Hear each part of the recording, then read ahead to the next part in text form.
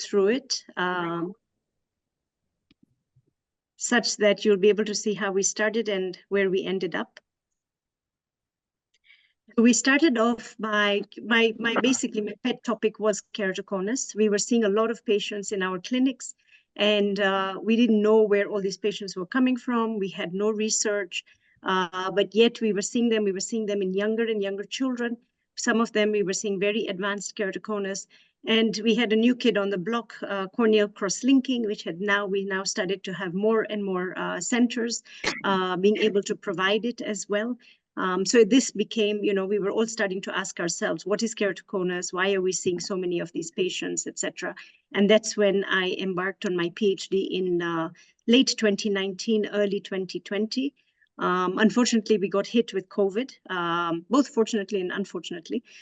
Because we got hit with COVID, I could do a lot of my stuff, my research online. But then as soon as the schools were open, we were then able to get to the schools and start doing our field work later in 2021. So whilst we were all sitting at home, I started with the survey for optometrists and OCOs, because it was really important for us to know that, what were the knowledge and skills present amongst the mid-level eye care workers, because we know keratoconus usually presents with refractive error. And most likely, these children present to the opticians or the optometrists initially, even before they get to any eye hospital, or even a much later diagnosis is made. So we said, okay, let's just try and find out what is it that the optometrists are seeing, what are the barriers that they may be facing, etc., and why are we seeing these children being diagnosed with keratoconus so late? Because that's what we were seeing a lot of the time in our clinics. And in early days, we couldn't even cross-link very thin corneas. And so we had no options for these patients other than, advanced sort of scleral contact lenses or corneal transplants. So we went down to the ground and said, what are you guys seeing? What are the challenges? Do you know how to screen? Do you know how to diagnose? Do you know how to manage these conditions, etc.? So we did the survey and we published 2 papers from the survey. The first one was just about how are they diagnosing and managing, and the second paper was about the barriers. Once we were able to start our fieldwork, we had quite an interesting road. We picked 4 sub-counties because we had to randomize 4 sub-counties out of 11. And because I didn't have any funding, I focused on Nairobi only, because that would have made it a little bit easier for me, where I could use that. So I used my little car and put all my equipment in there and then went from school to school. And again, because we were just the schools were just opening after COVID, we were all a little bit nervous about, and you'll see some of the pictures, everybody's wearing masks and things like that.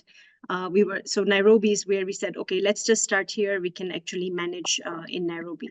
We screened about 3,500 children. In these schools, we used an autorefractor. And if you can see on the left, this is a really good foldable autorefractor that just folds into a suitcase. So we could go from school to school. So autorefraction is great because, again, that's where we pick up one of the ways of screening for keratoconus. And then we said, okay, we've got to take a topographer as well. So we took a topographer with us. In some schools, there was no electricity. We had to borrow generators from nearby schools or the neighborhoods, the churches, etc., and put fuel, etc., and make sure that, we could actually use our equipment. Sometimes the schools didn't have any rooms available, and they even put us in the Askari shed and said, you can screen the kids there. And there were times you can see we had to, walk through some really rough terrain, etc., to actually get our data. But at the end of it, when we look at it after, all this time, it was really worth all the hard work. And some of the schools, you were even worried about the structures. Some of the structures were very temporary. And I remember when sending this photograph to Dr. Mushai, he actually said to me, oh my God, Zahra, you're going to blow your equipment because look at the kind of cabling you have there. And he said, Zahra, ophthalmic equipment doesn't work well in terms of movement. It won't be calibrated, etc. So we were all very worried, but we managed to get through the study. Oops, next, I'm not sure why this. Okay. So like I said, 3,000 students, 29 schools. We did 4 sub-counties. Our age range was basically, we did high schools. And the age range we ended up getting in the high schools was 13 to 25. That's when we had Form 1 to Form 4. And out of those 3,051 students, we referred 421 for tomography. So the initial screening was just done with a retinoscope. Any child who had a scissor reflex was referred for tomography. We did autorefraction, as you can see here, simple, anything with high sills. Again, that was a red flag for us, or any asymmetry between the two eyes was also a red flag. We took the topography to schools. What we realized when we took the initial topographer, which was an ISIS portable topographer, we were getting a lot of referrals. And so I went back with my Medmont and the Medmont topographer again. And with that one, we started to get more refined referrals. So it's important to keep in mind that every topographer is not the same, and every topographer may not give you the results or could end up with high. If you don't know how to interpret the data, etc., you might get a lot of false positives. So we went back, repeated the topographies, but this time with a much better instrument, or a fixed, one that sits on a table rather than the portable, the handheld one. And with that one, we ended up then with the 421 referrals that needed to go to, and City Eye is where we did the tomographies. And if you see here in the bottom right, that's the tomography that was done. Out of the 421, we had about 300 students who did turn up, even though we paid for their fare, for their parents to come with them, etc. Not all 400 came. About 300 came to City Eye to then be fully diagnosed. So we've got to keep in mind what is the difference between screening and diagnosis. So right up from the retinoscope to the refraction to topography, that's all screening. But a diagnosis has to be made with tomography and clinical assessment. So we had Dr. Mashep was part of the team at City Eye, who then helped us with the diagnosis after the tomography was done. And what did we find? So we found a prevalence of keratoconus of 1.7%. This we just recently published, and I've shared with most of you, which really tells us that it's very possible that 1 in 50 high school students has got keratoconus. And this is the first time that we are actually able to put our finger to a number. We've had studies done on prevalence of allergic conjunctivitis. We've had in children in Kenya. We've got studies on refractive errors in Kenya. And now we finally have at least one number. It's a small study. It's only in Nairobi, but it's a good start. Prevalence of keratoconus suspect was 3.8%. So what do we mean by suspect? Suspect is when they do tomography, but on tomography, it actually tells you borderline. And so from a number of those 300 that we saw at City Eye and did tomography, the instrument, we saw some signs. They may have had a split scissor reflex. They may have had some astigmatism, but the tomographer was not able to definitively diagnose it with keratoconus, or even when they saw the ophthalmologist as well. So that group of patients would then have to be followed up, because that would have been an interesting study to say, and we can still go back, that if anybody's interested, to say, we've got the data of these patients, would we reach out to them and say 2 or 3 years later, let's do your tomographies now and see whether they have progressed or not. The study showed that there was no significant association between keratoconus and gender or ethnicity. I've had this question where a lot of people ask me, we see more boys with keratoconus. But the studies globally are not conclusive. We have some studies that show that in some parts of the world, they found more females than males. Some have shown more males than females, and some have shown no difference. In our particular study, there was no significant difference between keratoconus and gender, and neither did we find it in terms of ethnicity. So, in terms of are we seeing it more in Kikuyus than we are seeing in Kambas, etc. There was no, again, significant difference in terms of ethnicity. What was very interesting is that 88% of these students who had keratoconus had no idea. And that is part of, because of the nature of the disease, is such that it is so silent, it's asymmetric, and most of the time you don't realize that you have a problem until the better eye gets worse. And by that time, your worst eye is quite worse. And so when they come into the clinic, they're, maybe the right eye has a SIL of -6, but the left eye has a SIL of -2. So whilst the keratoconus was progressing in the eye with the -6, they had no clue that that was happening. It's only until when their better eye got worse is when they realized. The other thing is that with keratoconus, it's very easy to squeeze your eyes and just get on. So some of these kids don't realize that they have a problem. They think it's okay to squeeze their eyes, or they just, go and sit in the front of the class. And so they will get on. And in terms of by the time they get to us in the clinic, the eye that was worse could have been saved much earlier had we had a screening program, which is exactly where we are coming to in terms of the model, that we want to be able to pick these children when the first eye is affected and very early on. We've all seen this in our clinics, where we are seeing an association between eye rubbing, allergic conjunctivitis, and keratoconus.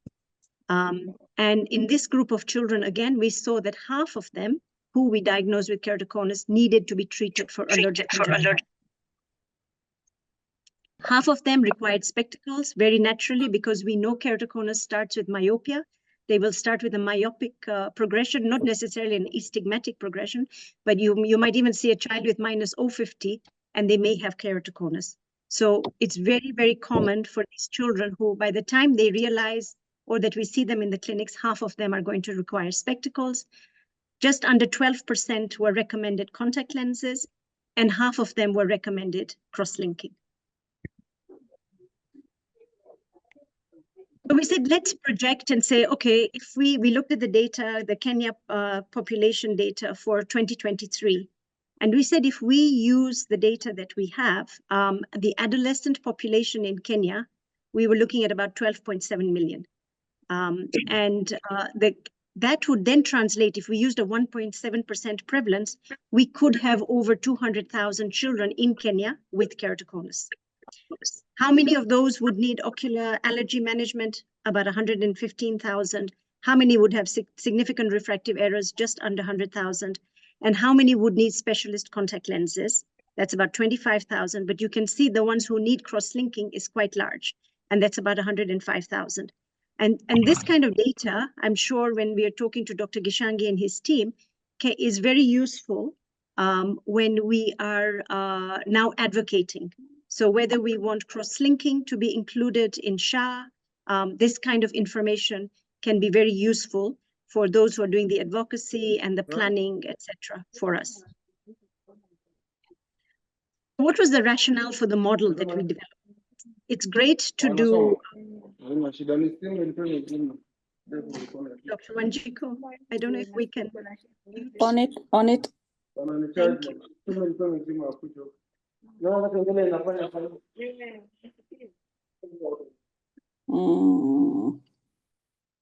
Okay, Dr. Matende is muted. I think we still got Dr. Juguna is still not muted. Okay, so I'll keep going. So it's great to publish papers, but what do we do with this? It's great in terms of, yes, it will change our practice, but that's just individually, all of us in our clinics or in our hospitals. But what can we actually do when we think about it from a national perspective? How do we reach more and more children? And so we looked at we said, that's the rationale for the model. We now have data.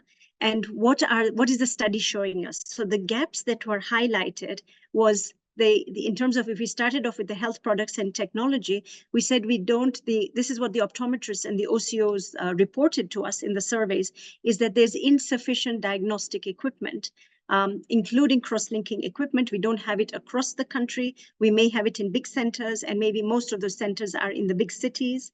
And of course, we are all struggling, and I get a number of ophthalmologists calling me and saying, Zahra, where can we buy contact lenses from?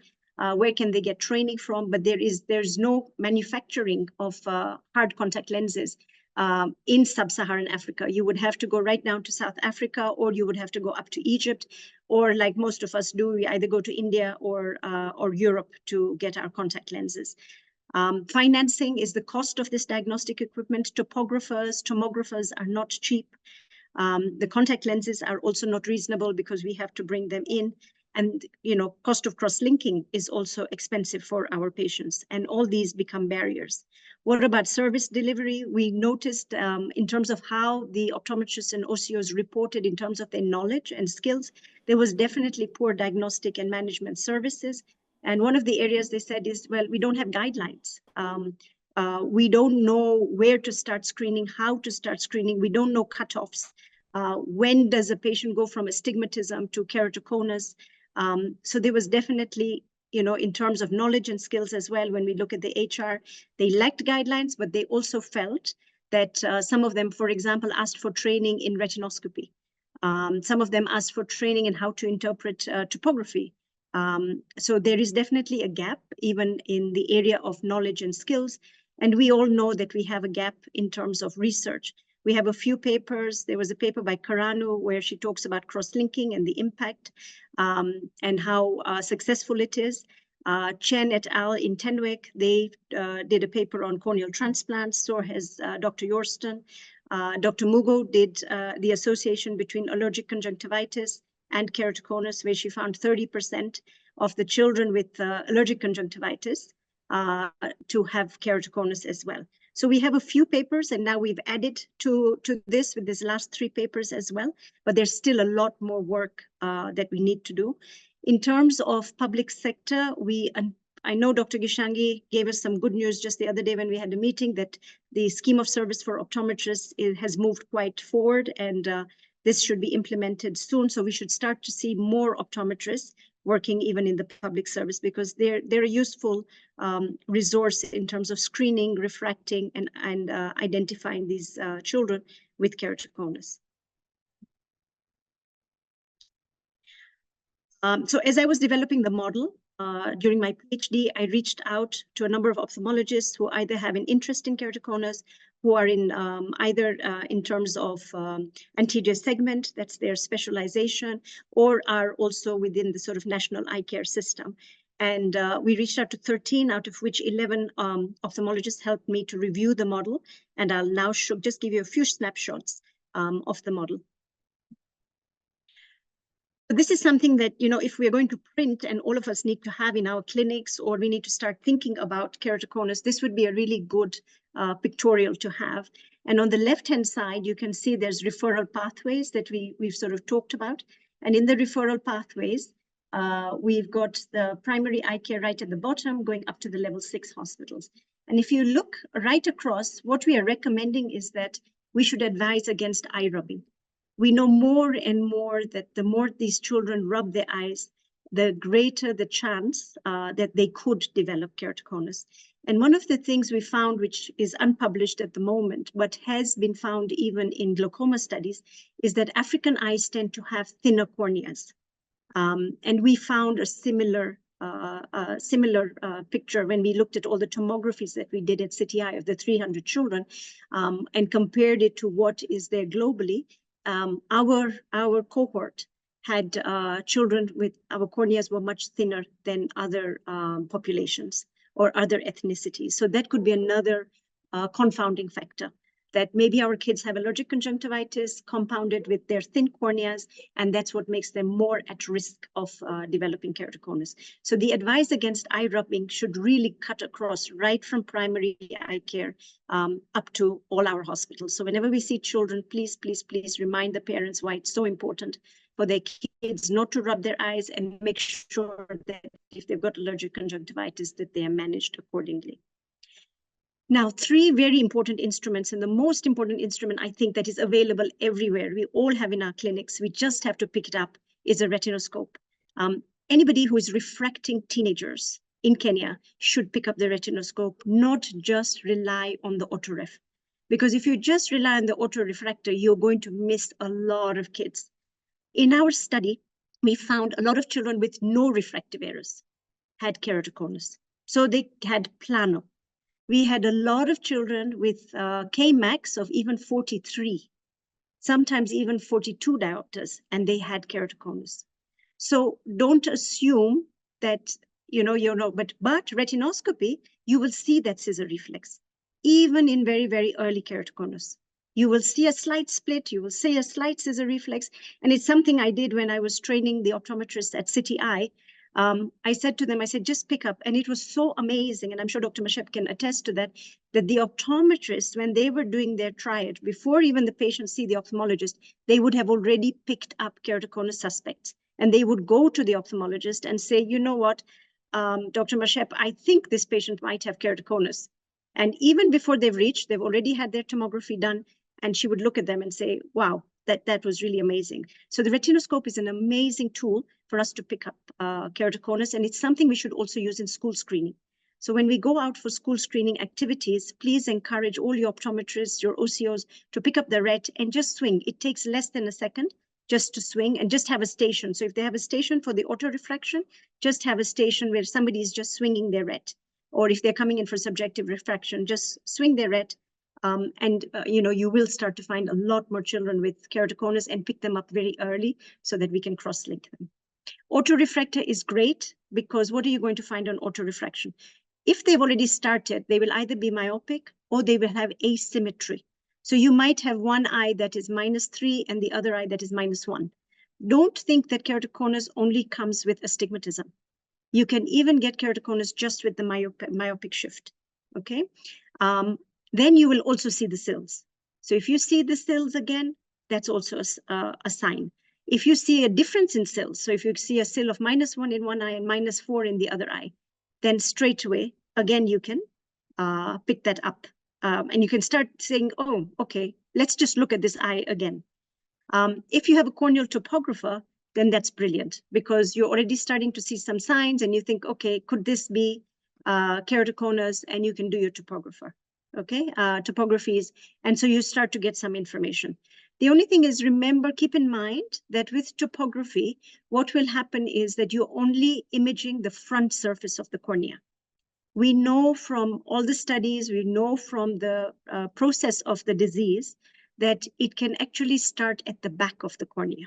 And that's why corneal tomography is the gold standard for the diagnosis, because corneal tomography will do the front surface and the back surface of the cornea. So in terms of diagnosis, and that's why we put topography in the screening box, but tomography in the diagnosis box, okay? And your tomography is your pentacam. The MS39 is great that we have at CTI as well. So there are lots of different tomographies, but you've got to make sure that it's, and in fact, it's not just the front, the back surface, but also the corneal thickness as well that you will get out of the corneal tomography as well. And corneal thickness plays a huge role, again, in the disease process of keratoconus. If we look at management, I'm trying to get, yeah, there we go. If you look at management, ocular allergy management has to span across, whether we are in primary eye care or we are in tertiary eye care. It's very, very important that these children have their, because you can't tell kids not to rub their eyes. You can't say, stop rubbing your eyes when they're actually itchy. So we have to manage that part of it. If we manage it well, then the kids hopefully will not rub their eyes, okay? And that ocular management can be done right from primary eye care right up to the tertiary level. And then we start asking ourselves, okay, what can we do with spectacles? Spectacles are all available in terms of optical shops, right? They can get that. But we need to think about rigid contact lenses. A lot of hospitals are very keen on starting to fit rigid contact lenses, but I have a few concerns in terms about the training.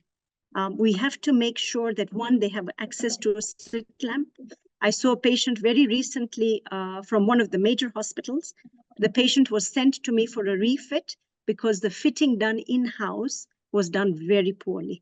The contact lens was binding to the cornea. And so we've got to make sure that if your centers are starting to fit rigid contact lenses, that make sure that your optometrists have the training, have the supervision, and that they will be followed through. Otherwise, we might be doing more harm than good in the long run. It's not just about vision. I think what happens sometimes, we fit a contact lens and the patient sees 6'9", and we think, wow, we've done a really good job. But if you fitted the contact lens really flat, you're going to get a corneal scar. And this patient will then need a transplant eventually. Or you fit the contact lens with no edge lift at all, that lens is going to bind and going to be so uncomfortable for that patient. And those are the patients that have really bad experiences. They come and say, we never want a contact lens again. And when you refit them, they said, oh, actually, it was about the fitting. It's like wearing very tight shoes. So it's really, really important that even if we do get a contact lens supplier, etc., just make sure that there is supervision, there's monitoring, etc., so that we're not doing more harm than good. And the last one there is corneal transplants in management. There will be patients that will still require corneal. Well, sorry, I should talk about cross-linking first.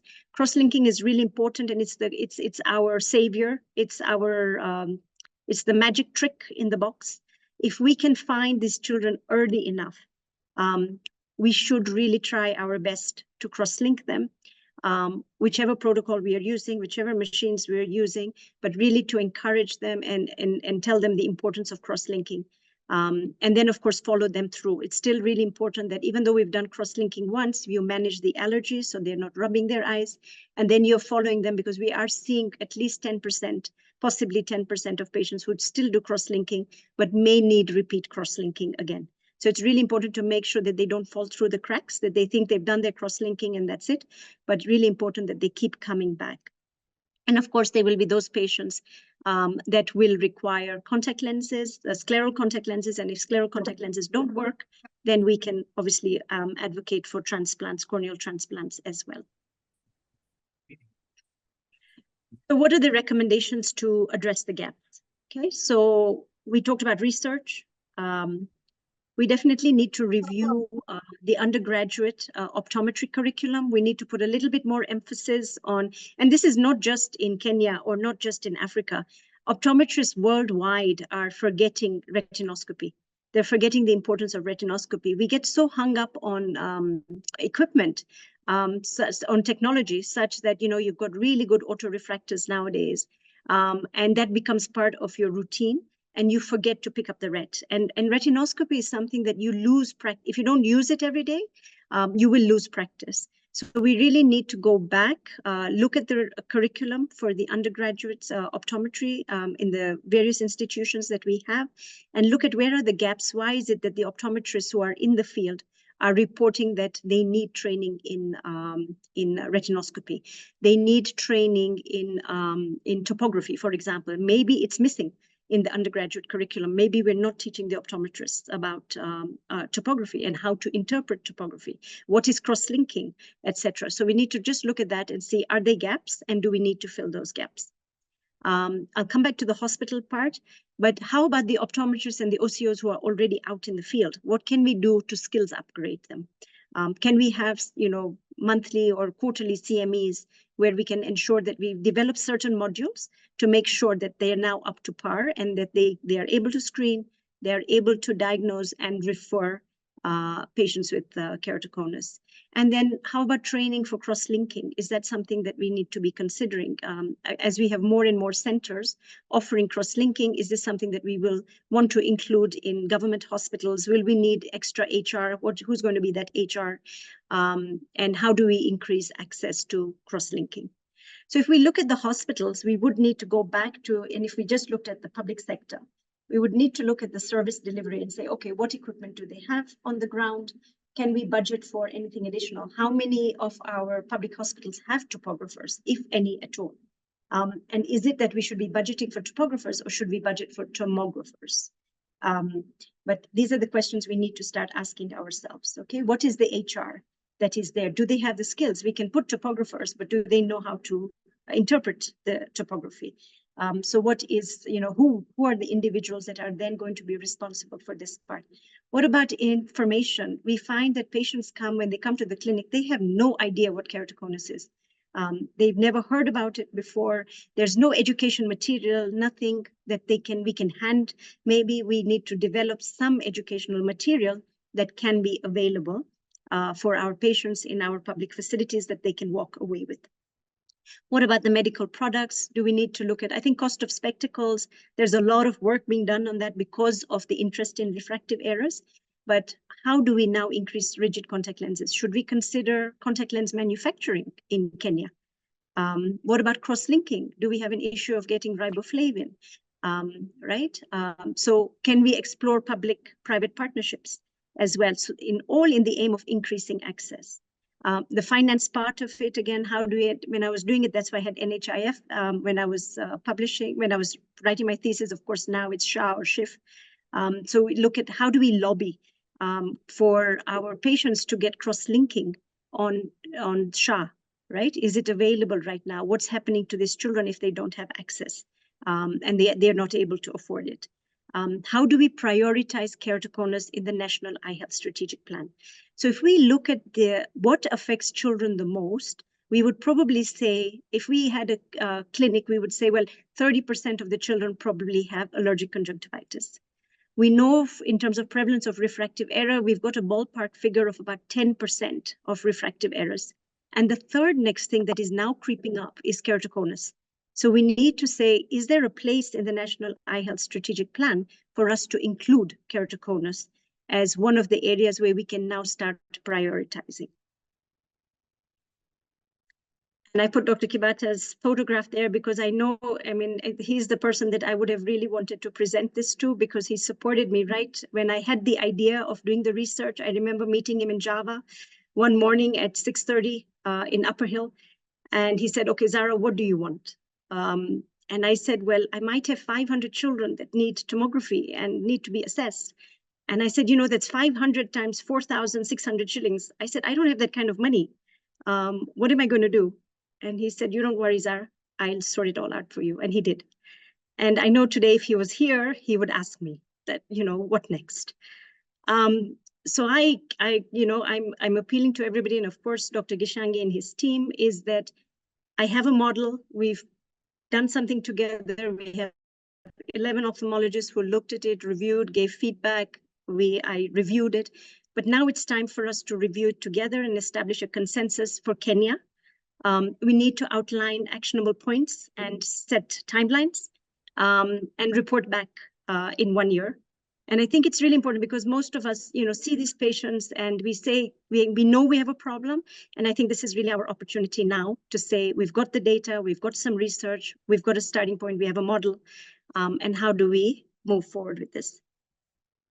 I'd like to say big thank you to DentMed because they loaned me the autorefractor. ISIS, I was very fortunate that when I went to this US company, and it's the only US company that manufactures this portable topographer that you can put in a rucksack. They said, well, actually, you know what, Zahra, it costs $5,000, but if you have somebody from the US who can bring it to you, we'll donate it for the study. And they did. Essilor gave us all the spectacles for all the children. And of course, the entire City Eye team, we couldn't have done this. They were out with me in the field, all the optometrists and the team back in the field, back in the hospital as well. We couldn't have done it without them. These are all the references. Please read the papers. It'd be great. And, you know, I'd be happy to, you know, take questions from here and even look at any forms of collaboration. Thank you. Thank you, Dr. Zahra. That has been a most insightful presentation. And I think personally what I'm encouraged by is just seeing that there is the clinical work and research is integrated into that, so that at the end of the day, you're not just seeing numbers of patients, but you're generating data that influences policy and practice. Thank you. Thank you. So we'll take some questions. This is by Dr. Onyango. He says, hi, Zahra. Many thanks for this highly educative and informative talk. Hearty congrats on the recent publication. Give us a very important screenshot of KC in Kenya. Gives us, and probably by extension, Sub-Saharan Africa. Questions. Does intense eye rubbing on a thin cornea lead to physical deformability and therefore keratoconus? Do you want me to go ahead and answer? We do question by question? All right. So there's a comment here by Dr. Christine. Wonderful presentation. Thanks. Dr. Prof. Karimurio, he says, great. So I think for now, yes, take Dr. Onyango's question. Thank you, Dr. Onyango. And you've been a great supporter. You sent me a lot of keratoconus patients. And in fact, most of the ophthalmologists, that's how I learned about keratoconus, is because you kept sending them to me. And I said, well, we need to do something about this. Yes, definitely. There's a lot of studies that are showing that the thinner the cornea you have and the more pressure you put on it is then going to cause your collagen fibers to slip. And that will then result in keratoconus. So it's about the slipping in those very, very thin corneas. And that's why we're saying that we think, because remember, we know there's an increased prevalence in certain ethnicities. So we definitely know the Indian population is affected, the African population is affected. In Australia, they've done studies where they looked at the Caucasians, and then they looked at the Maori, their ethnic, the Aboriginal population. And the Aboriginal population has a higher prevalence of keratoconus compared to the Caucasian population. So we know it's not just about the location where you live, but it's also about the ethnicity. And we know in terms of ethnicity, we've definitely got some genetic traits. And one of them is corneal thickness. And that's what we're seeing more and more in African eyes, having thinner corneas and therefore more susceptible to keratoconus, especially from eye rubbing.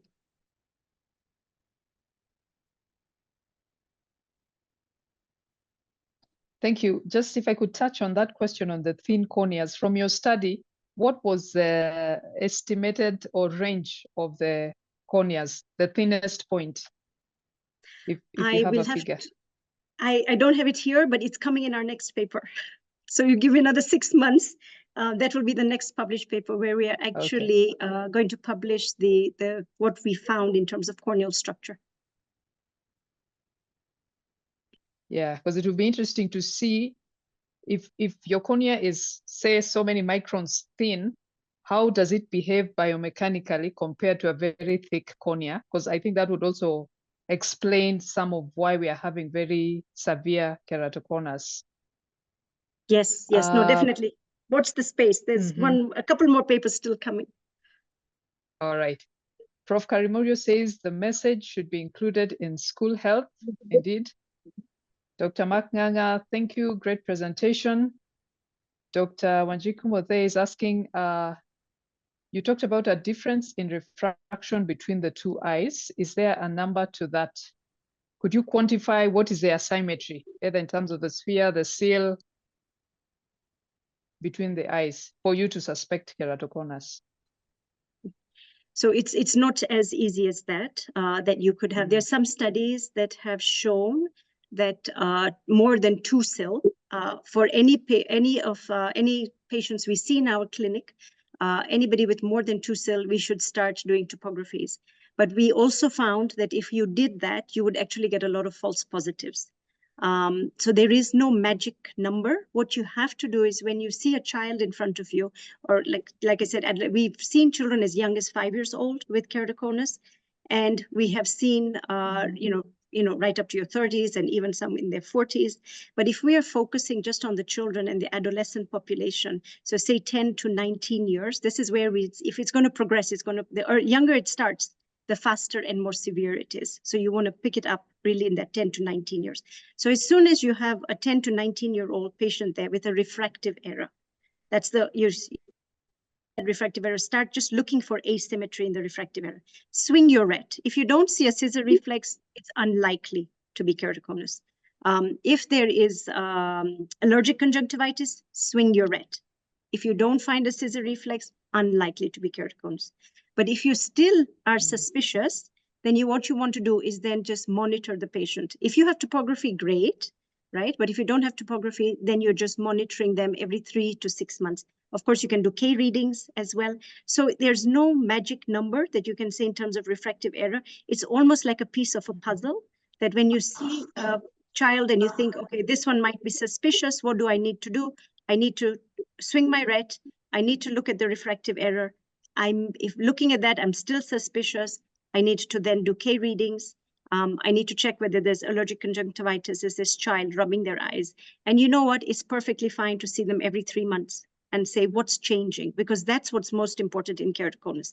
Say, okay, the child today is -1. He's now come back 3 months later or 6 months later. Yeah. He's now -1 with a -1 still.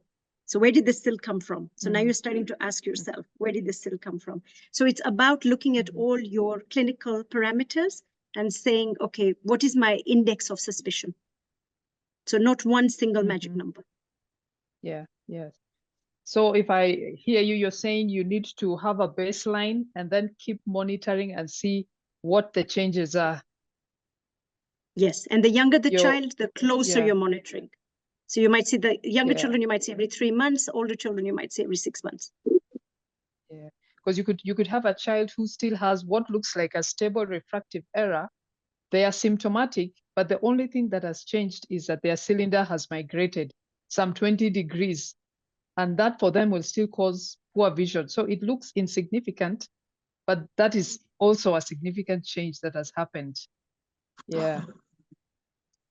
Dr. Walia, great presentation, an eye-opener for the ophthalmic fraternity, at least in our region. Dr. Jean Junior, thank you very much, Zahra. This was a great presentation. After cross-linking, after how long, do you want to fit a contact lens? And how often do you follow up the patient? And after the fit, how often do you follow them up? Sorry, Dr. Mashap, I didn't get you. Is it after cross-linking? How long do we fit the contact lens? Yes. So you've done cross-linking. When do you fit the contact lens? And then how do you follow them up after the fit? Okay, great. So textbooks will tell you 3 months after cross-linking. However, the team that I'm working with in South Africa and includes some leading corneal experts in South Africa, they're quite confident fitting at 6 to 7 weeks after cross-linking. So I'm not rigid about the 3-month rule anymore. What I do is I assess the patient in terms of, is this a child who's going back to school? What is the vision in the other eye? If the vision in the other eye is really poor and they only have this one eye that we've just cross-linked, I might not wait the 3 months, because then the child, what is he or she going to school for? He can't see with glasses. I might choose to fit that child a bit earlier and in that 6 to 7 weeks window, but I warn them that it could change. I just warn the parents that, look, I can do this because I'm doing this just to make sure the child can get back to school. It's possible that in the second 6 weeks of whilst we're waiting for, a post-cross-linking, that things could change in the cornea. It may flatten a little bit. I may need to change the fit a little bit. And so where we are in a desperate situation, I will do it in 6 to 7 weeks. If it's something I can wait, then I will do it at 3 months, so that it reduces my back and forth in terms of my contact lens fitting. Once I've fitted them with a contact lens, I normally do 3 appointments. So I do the first fitting. The second is to come and collect the contact lens. So I look at the contact lens again on their cornea, which usually is a month later because the lenses come from the UK. And the third visit is the following month, where I do an aftercare. So I want to make sure they're okay with insertion, removal. I allow the contact lens I tell them to come in after 4 hours with the contact lens in, so that if the contact lens is going to bind, or is not moving with the tears, or is suddenly become too flat, I can pick it up in that third appointment. And in that third appointment, after that, if I'm very happy with the fitting, I tell them to come every 6 months. If not, I'm back, on that journey of getting that final fit. But once the fitting is perfect, then every 6 months is pretty good. All right. Thank you, Dr. Jafferji. An excellent presentation, Zahra. And add, tomography gives us a posterior float, as it isn't a real image, but a projection from the anterior data using an index of 1.38, if I'm not wrong. I think this is for you to comment something. Yeah, no, I mean, I think what Dr. Is that it's a caution that, you're getting the back image, but what Dr. Jafferji is saying is it's actually a reflection of your front surface based on the indices, etc., of the cornea. But it does give us a lot. I know Berlin in the recent conference, he was very adamant, and that's why even now they've come up with the new classification, the ABCD classification, where we must include the back. And I think the more we are assessing, and Dr. Mashap, you'll agree with me, the more and more we are looking at the back surface, we're getting a lot more information in terms of, and it's guiding us in terms of how we are managing our patients. And machines like tomographers like the MS39 are even brilliant because they tell us about the stromal thickness. They tell us about epithelial shapes. So in fact, one of the papers that we are going to publish, hopefully before the end of the year, is actually looking at how do you look at that epithelial shape to actually say there is some information there that can guide us of even earlier keratoconus than we will even pick from all the other indices.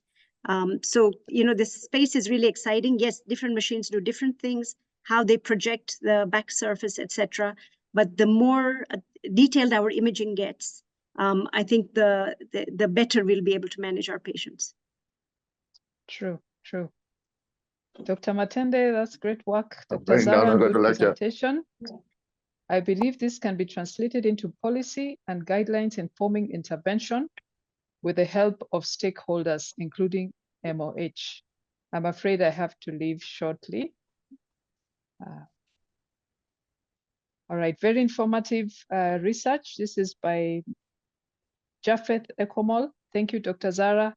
Talking about thin cornea, what criteria are for CXL? Does age matter?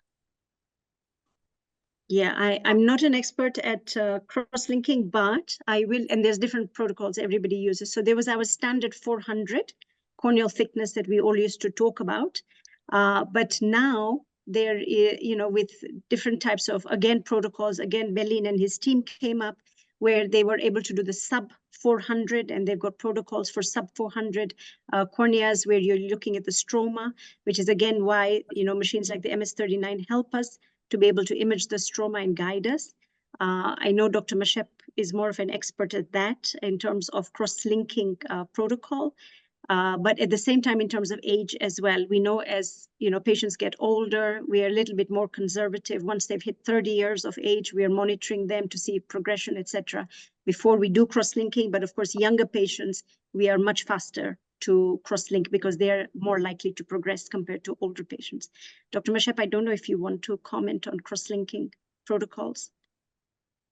Yes, I would say, okay, before we used to try to have like that age limit 30, but I would say if the patient is symptomatic and they are beyond that, for example, we've seen a 40-something-year-old presenting with eye drops, that definitely tells you they have some progression. So it's more a matter of seeing who is at risk. As you said, very young children, those you definitely cross-link at diagnosis. But the others, if they are symptomatic, I don't think you should wait to see how they progress. If they were stable, for example, they've had their correction, it hasn't changed in so many years, and then you just happen to diagnose them with keratoconus, those are the ones that you would follow up. And in terms of the protocols, I think now we are able to cross-link even very thin corneas down to 200 microns. And so even those patients that you normally would have directed towards transplant, and now because of the cost issue, we can cross-link and then have them fitted with contact lenses. And the ones that I've sent to Dr. Zahra, we've had very, very good outcomes, 6, 9, and better. So there's a lot that can be done now. All right, Dr. Jafferji, again, Optoview has been doing epithelial mapping for a long time, and they can claim that we can pick keratoconus even earlier. Does this hold true? Absolutely. It's about how to interpret the patterns, but the epithelium has a lot there that hasn't been studied enough. But it's so we've been talking about the back of the cornea all this time, but now the epithelium is the one that's getting the most attention. And there's a lot of work being done there in terms of the shape, what's happening to the epithelial cells. And you'll even be able to and that's why I was talking about the, when we're looking at the next paper that we're publishing, where actually we call them C shapes. There's a C shape will tell you something about the keratoconus, which stage of keratoconus it is. So we need to now start thinking about the epithelium and not forgetting that's a very important layer, especially because our imaging, I think in the past, we were not able to image it. It's the way, as Dr. Jafferji is saying, that Optoview has now improved. All these other instruments now that are coming in, they're able to image the epithelium. We're able to see a lot more details. And so now we can use that as well in our keratoconus diagnosis. Thank you. Dr. Ekomol Japheth says, thank you for your response. All right, while we wait for more questions, I have a few questions. First, to tell you that now SHA has cross-linking as part of its package. And Good. so it's pretty much accessible to most patients. And from your study, you noted that there weren't any ethnic differences, but from clinical experience, I think we have both observed that there are some communities that tend to have either more keratoconus or more aggressive keratoconus. I don't know if you can resonate with that? I'll give you one example is that I went to when I was screening in Isli, the Somali children I felt, but I didn't have the numbers. And I think that I felt that they have high prevalence of refractive errors. And I'm also seeing a high prevalence of keratoconus amongst the Somalis. Now, there could be a couple of reasons for that. One is there could be a higher level of consanguinity in this population, which is one of the reasons why we have a high prevalence of keratoconus in the Middle East. So this could be part of the consanguinity part of it. The second part is that there are studies that have shown that families that have many children, 8, 9, 10 children, they are likely to have a higher prevalence of keratoconus because it's possibly just to do with the genetics that you have 10 children, one is likely to have the disease. It may miss in the first 3 or 4, but those who have big families, they could have it. So I've definitely seen it more in this population, but we need studies to verify that. However, in my everyday day-to-day clinic, I'm not able to say, I'm seeing it more in Kikuyus than in the Kambas or something like that. I haven't spent, time really exploring that. But in this study, because remember, this was a randomized population-based study, so in terms of evidence-based, it is of a reasonably high level. We didn't find any ethnic differences. Okay. From your study, you found that 88.2% of those that you did diagnose with keratoconus were unaware that they had a challenge with vision. And from your model, you seem to suggest that we do this towards high school. Do you think it would be practical to do this to include younger age groups? Because we are finding that, especially when you get those below 10, I guess because of their reduced corneal biorigidity, their keratoconus tends to be very, very aggressive. So what would you think would be a reasonable age at which to start this screening? So ideally, I remember when I was designing the protocol, I said to my supervisors, I want to go to primary schools. And they said, well, you're not going to find many in primary schools. So what would happen is, especially in the lower primary, you would have to screen so many children to even get one, your percentage will be low. But I think where I would have really liked to have started was in those days, the standard 7 and standard 8. That in terms of a screening program. I think if you were going to do screening and where were you going to get the most for your money, you would actually be able to pick up these kids most likely in, I think now it's what we're calling junior high. So if we were to start screening programs, we would start there. I think the younger ones, we would need to somehow look at the association with how do we pick those kids with allergic conjunctivitis and then get them into the system. But if you did, it's a bit like refractive errors as well. So if you want to get the most out of your money that you're going to spend screening, again, they are recommending high schools because that's where you will see the prevalence of refractive errors, a high prevalence compared to if you started in lower primary years. So I think we've got to think of this as we come together as a task force. We have to think about where would be our ideal age that makes money sense as well. So that in terms of sustainability of the screening program, etc. And to also see how we can piggyback on existing refractive error screening programs. So if they're already going out to the schools and they're already looking for myopes, because there's a group of people who are very interested in myopia, and we can then say, okay, how do we piggyback? Can we just get them to swing a ret? And then maybe from that group, we will pick up our 1 to 2%.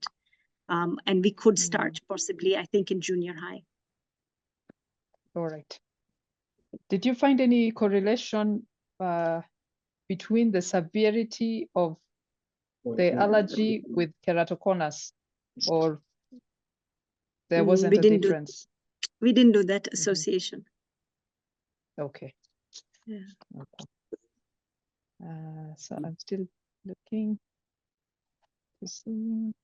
All right, so in your protocol, in your model, in terms of the management. What about other options like ring segments? Would they feature, or are they considered too costly or in the category of the transplants? So I think, yeah, we would have to put it again. It's a very good point because we've missed it in the model. And there will be obviously new. I think what we could do is we could list them as surgical options because those can evolve, right? So when we're looking at levels of hospitals, what would be, and if we are guiding MOH, we could then segment specific, whether it's level 5, level 6 hospitals, what kind of surgical interventions would we need them to do? And we could then have those listed based on the levels of the hospital and the skills and the equipment that they have access to. And then we could have non-surgical options. And then we could list those non-surgical options because those could evolve, right? Based on technology and things that are available. So I think, yeah, we could separate surgical and non-surgical options. Hello, Uncle. Oh, hello. Hi, how are you? Thank you. I don't know if you have, Okay. I don't see any more questions. Perhaps if you have a last word, you can share it, and then we hand you over back to Dr. Wanjiku. Okay. Thank you. Great. Thank you all. Thank you for all those who have supported me by sending me patients over the years. And that's how I developed an interest in keratoconus. And I couldn't have done it without you sending me patients, such that I built my experience. I don't know if it's Dr. Momani. Sorry, Dr. Momani. Thank you. So thank you to everybody who supported me, either by sending me patients or by through my research as well. I would like to encourage anybody who is interested in doing some research in any field at all, who is considering a PhD, who wants to know how to publish, who needs any guidance, etc. I would love to support any of you through that. I would really encourage all of you who have a passion about any particular part of eye care, any particular eye disease that you're seeing and that you feel like you don't know where to start in terms of research, please reach out to me. I'd be very, very happy to help you. And I'm looking forward to anybody who is willing to be part of this task force in terms of anterior segment. I will reach out to Dr. Gishangi. I don't know if he's on the call today, but we do need to plan a way forward. And the reason why I've put a year timeline, I'm hoping that next year, January, that I'm able to come back and report with some progress back to the team. Thank you so much, Dr. Mashep, again, for your support. Over to Dr. Wanjiku. Sorry, before Dr. Wanjiku takes over, there's one more question here by Dr. Njuguna. Do the younger children with keratoconus have moderate to severe VKC unlike the older ones? So just repeat that again, Dr. Mashep. Do the younger children with keratoconus, okay, it's not very clear, have moderate to severe. Yeah, Dr. Njuguna, perhaps you can just ask it. I think there's a typo there that is altering the meaning.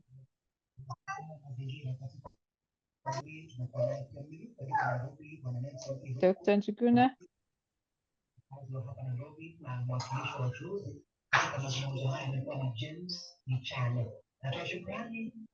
Well, I think the question was, I don't know now whether it was about those with keratoconus, the younger children, whether they have more severe VKC unlike the older ones.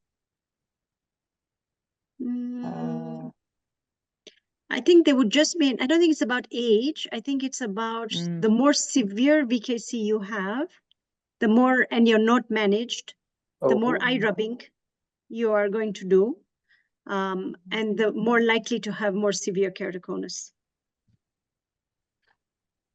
So you could have an older, say you could have a 13-year-old with very severe VKC and will develop, and with a lot of eye rubbing.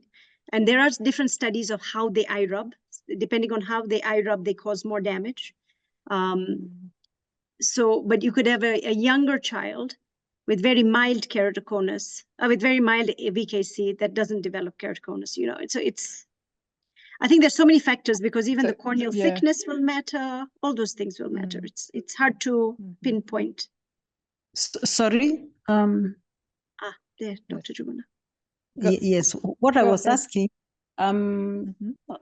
some of these very young children you have seen with severe keratoconus, do they also seem to have severe or moderate phacoconjunctivitis? That's what I was asking. Okay. So, you know, if you look at the study that was done in Kenyatta, a third of the children who had VKC had keratoconus. So we will not find every child with keratoconus with VKC, and we will not find every child with VKC with keratoconus, because it will all depend on their corneal thickness. It will depend on whether they have a genetic predisposition. We know now with the current studies that 15% of keratoconus is genetic. So there'll be a family history in those 15. So it will, you know, whether there's VKC, whether their corneas are thin, whether they have a family history, all those will play a part, not just the age and not just the severity of VKC. I hope, Dr. Juguna, that answers your question. Yes. Thank you. Thank you. Over to you, Dr. Wanjiko. Thank you both for a wonderful presentation. It's 9:32 now. The next presentation will be in 2 weeks. Watch out for a notice on small incision simulated training that's coming up at CTI. I'll post that on the notice board. Other than that, thank you very much for your patience. See you in 2 weeks' time. Kwaherini.